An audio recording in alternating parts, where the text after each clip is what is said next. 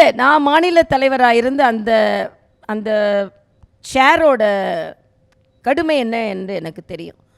ஒரு பெண்ணாக இருந்து அதை நிர்வகிக்கும் போது உள்ள சிரமமும், ஒரு இளைஞனாக இருந்து அதை நிர்வகிக்குள்ள சிரமமும் நிச்சயமாக இருக்குது.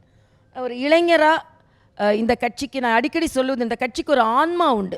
ஏதாவது ஒரு வகையில் இந்த கட்சி காப்பாற்றப்படும், ஏதாவது ஒரு வகையில் இந்த கட்சி ஆட்சிக்கு வரும். அதற்கு நான் நல்ல தலைவர்கள் வேண்டும் என்று நான் நினைத்தது உண்டு. ஒரு இளைஞராக, சுறுசுறுப்பானவராக, ஒரு நல்ல தம்பியாக நான் சொன்னேன், தம்பி நடத்துங்கள், அக்கா உடனிருப்பேன் என்று சொல்லியிருக்கிறேன். அதற்கான படம்.